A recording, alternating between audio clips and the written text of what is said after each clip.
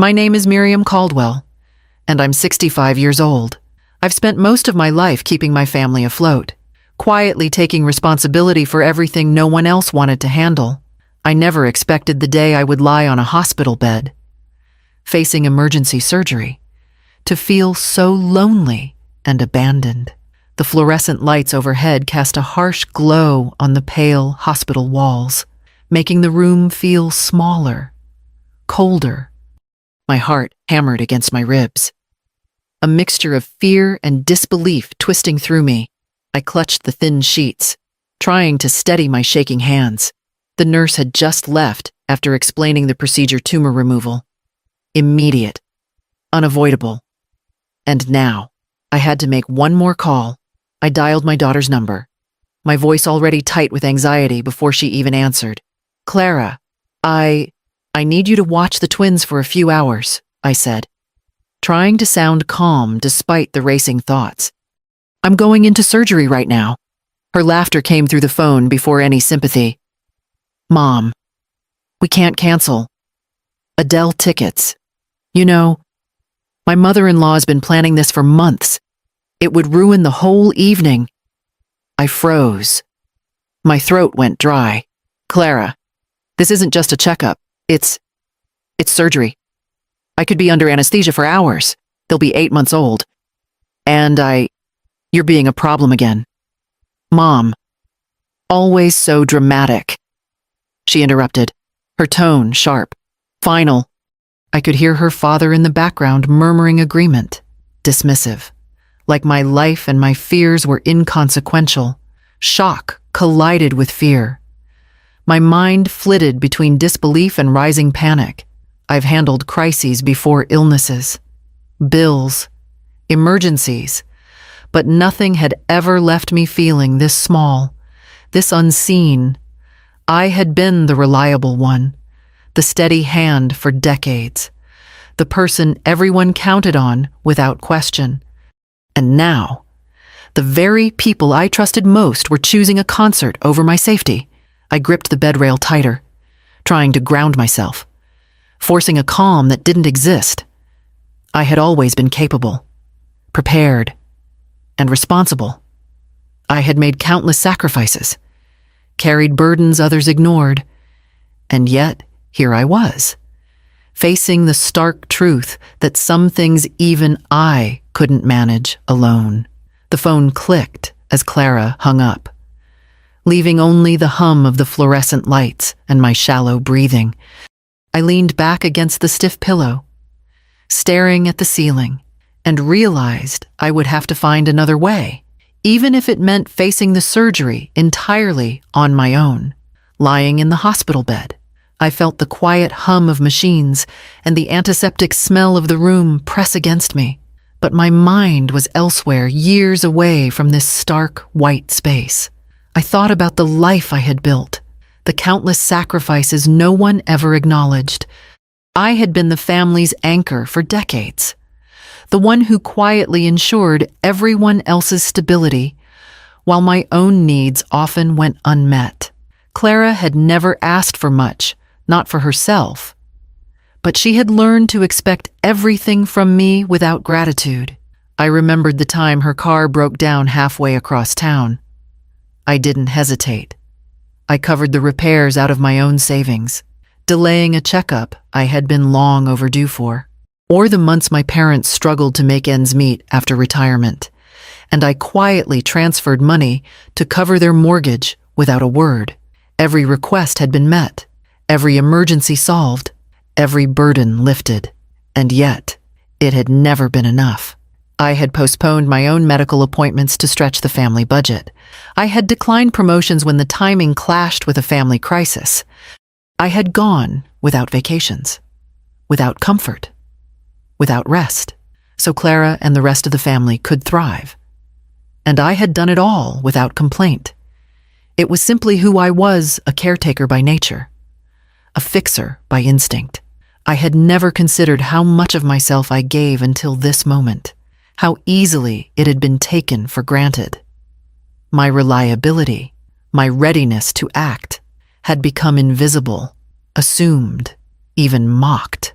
Clara, in her youthful independence, had learned to prioritize her own life and desires above mine. She didn't see the countless nights I had stayed up late, balancing bills, planning for emergencies, keeping the household afloat. She didn't see the sacrifices that had allowed her to attend college, travel, and live comfortably. She only saw what she wanted, when she wanted it. And yet, even in that realization, there was pride. Pride in the life I had built, in the people I had supported, and in the strength I had cultivated over the years. I had given without expectation. But now, lying here, I understood that giving alone was no longer enough. I had to find the line between love and self-erasure, between responsibility and exploitation. The rhythmic beep of the monitor beside me reminded me that the present demanded action, not just reflection. I could no longer assume that my sacrifices would earn care, concern, or understanding. I had spent a lifetime giving, but it was time to consider what I deserved in return and to take it for myself. The pale hospital walls seemed to close in on me, and the hum of the monitors became a relentless soundtrack to my rising anxiety. I gripped the cold metal rail of the bed, knuckles white, trying to steady my racing heart. Every shallow breath felt like a reminder of how alone I was in this moment, how the very people I had spent decades supporting now seemed indifferent to my fear. Sophia and Grace, my precious little girls, were safe with the sitter, but the thought of them with a stranger while I was under anesthesia twisted my stomach into knots. I had spent their entire lives anticipating their needs, adjusting my schedule, my sleep, and even my health to ensure they were cared for. And yet, my daughter had dismissed my plea with a laugh, prioritizing her own desires over mine. The selfishness of it cut sharper than any fear of surgery could. I closed my eyes, trying to summon calm. But memories of a lifetime of obligations kept surfacing. The late nights I had worked to cover my parents' bills, the medical appointments I had postponed for emergencies that weren't mine, the constant juggling act that had become my existence, all of it felt amplified in the quiet of the hospital room. I had been the steady one, the dependable one, the one who absorbed the stress so everyone else could live more comfortably. And now, in these hours before surgery, the realization that my reliability was invisible settled like a stone in my chest. The fluorescent lights flickered briefly, and I felt a surge of both panic and clarity. I had survived decades of giving, decades of sacrifice. And yet, I had allowed myself to be invisible to those who should have cared the most. My hands tightened on the bed rail, not just from fear, but from determination. This surgery would be another test. But unlike so many years before, I was learning that I didn't have to bend entirely to everyone else's needs. I could protect myself, even if it meant facing the unknown alone. A nurse entered, checking my vitals and giving instructions with her practiced calm. I nodded, my mind already racing ahead to the decisions I would have to make afterward, the boundaries I would have to set. The fear of surgery remained, but beneath it, a quiet resolve began to grow. For the first time in years, I understood that my strength wasn't just in giving it, was in knowing when to take care of myself. I spent the next hour making calls, pacing the small hospital room like a caged animal. Every listing I found for emergency childcare seemed either fully booked or prohibitively expensive, and the thought of leaving Sophia and Grace with someone unfamiliar tightened a knot in my stomach. Finally, I located a sitter through a Portland agency, Mrs. Patterson, an elderly neighbor I had met only briefly. The cost was steep, nearly $300 for a single night. But there was no choice.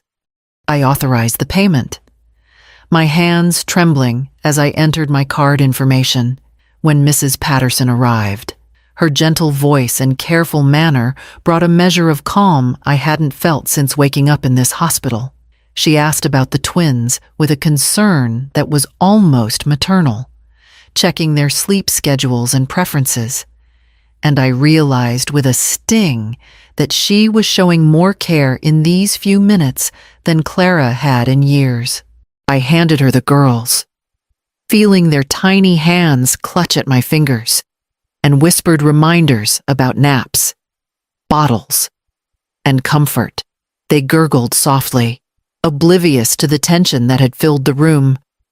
I could see the difference between someone who truly cared and someone for whom everything was merely convenience. As I closed the door behind Mrs. Patterson, a mixture of relief and lingering anger washed over me. Relief that the twins were safe, that the surgery could proceed without fear of their well-being compromised. Anger at the daughter who had laughed off my request, at the family who had prioritized their own enjoyment over my safety. I sank onto the edge of the bed, allowing a long, shaky exhale. This was the first time in years that I had taken decisive action entirely for my own and my children's welfare, and it left me both empowered and raw. Even amidst the sterile lights and distant sounds of hospital corridors, I could feel the quiet stirrings of self-reliance that had lain dormant for too long, reminding me that I could protect what mattered most, even if it meant standing alone. Chapter 5. Surgery and Reflection. The operating room smelled of antiseptic, the cold table beneath me sending shivers through my body as the anesthesiologist checked my vitals. Soon, the world faded into a haze of white and sound, my thoughts dissolving with the rhythmic beeps of the monitors. When I awoke in recovery, the surgeon's gentle smile brought the news. It's out. Benign. Everything went well. Relief washed over me.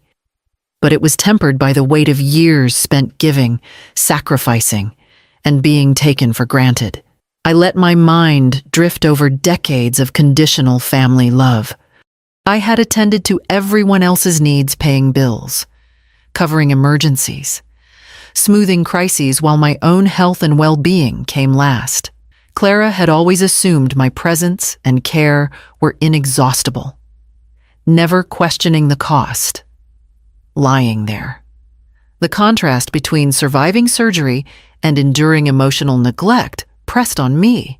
I realized that decades of giving without boundaries had left me vulnerable, shaping the person I had become but never protected. I could not undo the past, but I could decide the future. The soft beeping of the monitors reminded me that my strength had always been in action and responsibility, but it could no longer come at my expense. In that sterile room, the seed of boundary setting took root. I would prioritize my health, autonomy, and my daughter's safety above anyone else's convenience. A quiet sadness lingered, mingled with relief. The tumor was gone, but so too were the illusions of unconditional appreciation and limitless demand. The awakening was subtle, yet powerful, leaving me with a cautious hope for the life I could finally reclaim. The morning sun filtered through the half-drawn blinds, casting thin stripes across the hardwood floor of my apartment. I sat at the kitchen table with my laptop open, the twins still asleep in their cribs, and my fingers hovered over the keyboard. For years, I had been the family's financial backbone, the one who quietly paid bills, covered emergencies, and ensured that no one ever had to face the consequences of their choices. Today, that pattern would end. I started by canceling the automatic transfers I had set up for my parents. $500 a month, plus groceries, plus emergency funds they were no longer mine to give away. I felt a pang of guilt as I confirmed the last transfer, the familiar sense of responsibility tugging at my chest. But beneath it was a flicker of something I hadn't felt in years: relief. Relief that the money I had been sacrificing for others would now stay in accounts earmarked for Sophia and Grace, for their future, and for the security I had long postponed for everyone else. Next came the credit cards I had provided my parents for emergencies. I made the calls, navigating polite protests and thinly veiled indignation on the other end of the line. Each cancellation felt like a release, a reclaiming of boundaries I had never allowed myself before. Their surprise and muted anger only confirmed what I had long suspected: my generosity had been assumed. My limits ignored, finally. I blocked their numbers, muting years of intrusion and obligation. The silence that followed was deafening. At first, it carried a sharp edge of fear. What would they think? Would they retaliate? But slowly, it softened into a quiet space that I could breathe in, a space that belonged to me and my daughters. I leaned back in my chair and exhaled, letting the tension that had wrapped around me for decades loosen. There was grief, too, a subtle ache for the relationships I had invested in, the hope that had been quietly eroded by years of expectation. But it was mingled with empowerment, a rising certainty that I was no longer invisible, no longer obligated to give endlessly to people who saw my care as a resource rather than love. For the first time in decades, my focus was entirely on Sophia and Grace, their well-being, their happiness, and the stability I could provide without compromise. Even as I felt the first real sense of freedom in years, I knew there would be consequences. Calls, emails, perhaps visits. Clara and my parents would not understand this sudden shift, and their confusion or anger might come for me in waves. But I also knew I could withstand it. I had spent a lifetime giving everything for everyone else. Now, for the first time, I would give everything to myself and my daughters. The decision weighed heavily, but with each action, each canceled transfer, each blocked number, I felt lighter, steadier, and more resolute than I had in years. 3 weeks had passed since I had severed the financial strings that had bound me to my parents and Clara. The apartment had been quiet, filled only with the soft babble and gurgles of Sophia and Grace. I had begun to settle into a fragile rhythm, one that placed my daughter's needs first and left the expectations of others far behind. The knock came sharply at the front door, urgent and insistent. My heart tightened, a familiar mixture of fear and irritation rising. Peering through the peephole, I saw Clara, her face flushed, tears streaking down her cheeks. She stood alone this time, no entourage of my parents trailing behind her as she had in the past. Her posture spoke of desperation, a stark contrast to the casual entitlement she had displayed 3 weeks earlier. I opened the door just enough to keep the chain engaged. "Clara," I said evenly. "What's going on?" She took a deep breath, words tumbling out in a rush. "Mom, you have to help them. Dad lost his job, and they're going to lose the house. We can't manage without you." Her voice cracked, and for a moment, I saw a flicker of vulnerability that had always been buried beneath her entitlement. I kept my expression calm, measured. "I've already stepped back," I said softly. "Everything I gave for years stays where it belongs now, with Sophia and Grace." Her hands clenched at her sides, and she took a step closer. "But you've been helping us for decades. How can you just leave them?" The truth was clear. I had been their safety net, their constant provider, the one who absorbed emergencies, solved problems, and bailed them out without hesitation. Every crisis had been mitigated at my expense. And now, faced with the consequences of that dependency, Clara wanted me to return to the old pattern. "I can't," I said firmly, my voice steady despite the ache in my chest. "I've given what I could. Now it's time for them to handle their own choices. For the first time. My priority is my daughters and my well-being. Her face fell, disbelief and panic mingling. Mom, please, just this once. I held her gaze and shook my head. The weight of years of invisible labor pressed down, but beneath it, a sense of empowerment surged. The person who had spent decades bending for everyone else was no longer bending.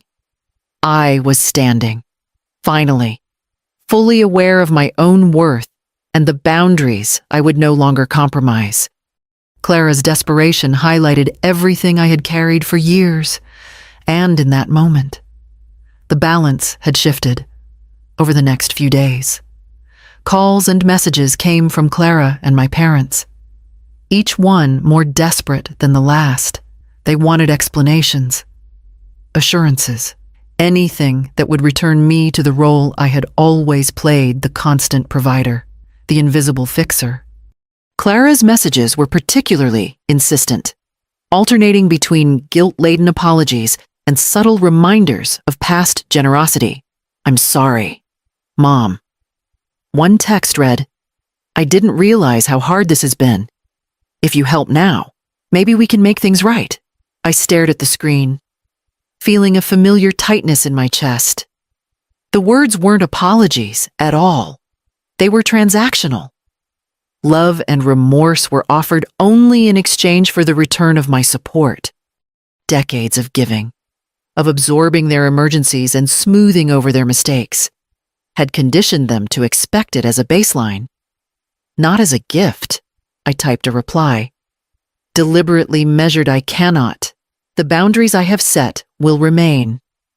I am no longer available to manage your obligations or Clara's desires. This is about what my daughters and I need. Silence followed. A few hours later, my phone buzzed again with a video from Clara, showing her parents struggling to manage bills and minor emergencies. A subtle plea wrapped in fear. I watched, and a pang of recognition stirred. These were the consequences of my absence, the results of a lifelong pattern I had carried, but the familiar ache of guilt was tempered by clarity. I had done enough, more than anyone could ever acknowledge, and that was no longer my burden to bear. By the end of the day, I felt a quiet sense of empowerment. I had faced their desperation without surrendering to it. The patterns of expectation were broken, and I was finally free to focus on my daughters and myself. For the first time in decades, my worth was determined by my own needs, not by the obligations of those who had long taken me for granted. The closure was bittersweet, but it was real, and it marked the beginning of a new chapter, one defined by self-respect and deliberate choice. The apartment was filled with the cheerful babble of Sophia and Grace, their tiny hands reaching for toys and blankets as they explored their world.